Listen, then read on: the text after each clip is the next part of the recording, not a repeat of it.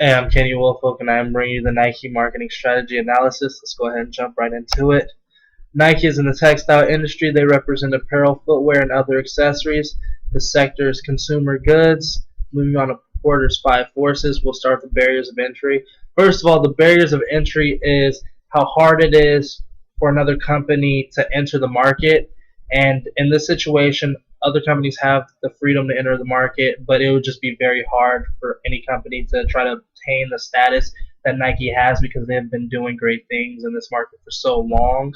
Moving on to the threat of substitutes, which is how consumers can get alternate options other than Nike in this situation. And due to the fact that Nike does have high priced shoes and apparel, there are other alternate options that can meet consumer needs, such as Reebok, Adidas, Under Armour, Puma, amongst various other sporting brands out there. Moving on to the degree of rivalry, which is pretty much just competition. And the competition in this market is steadily on the rise because of Nike's prices. So those other brands such as Adidas and Under Armour still have chances to get other people in the market and have them buy their product. But at the end of the day, no company is on the same level as Nike.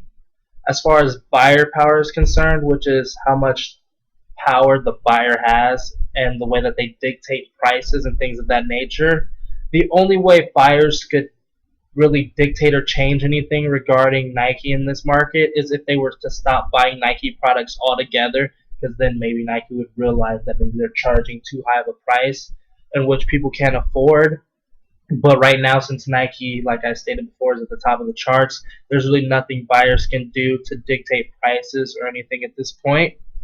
Moving on to supplier power, Nike is at the top of the charts in the market, like I've stated, so therefore they can dictate what they sell and how much they sell it for until it is proven otherwise.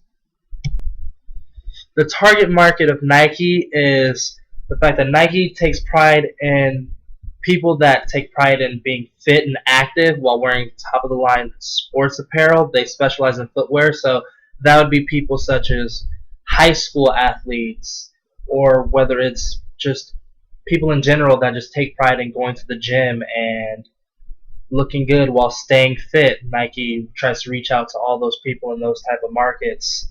Moving on to the 4Ps, the product.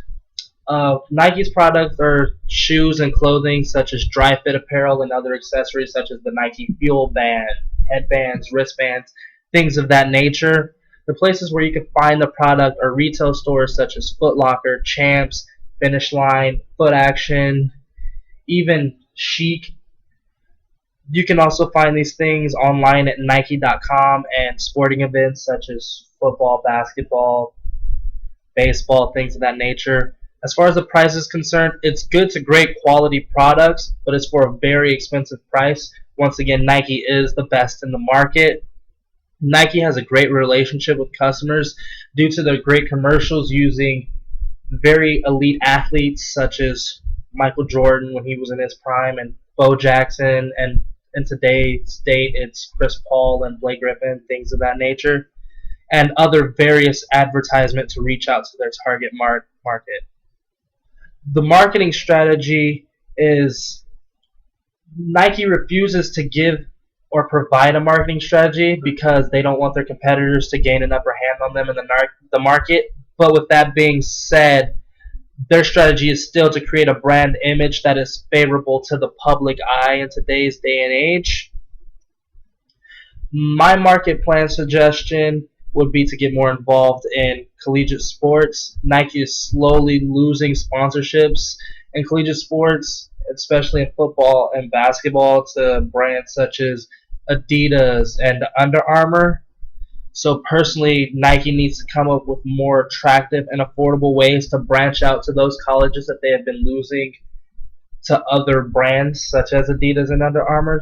And this way, Nike can regain advantage and dominate once again in the collegiate world like it did before in the 90s. And I'm Kenny Woolfolk. That concludes my presentation. On the next two slides, you'll see the sources that I use to help create and maintain this PowerPoint. Thank you.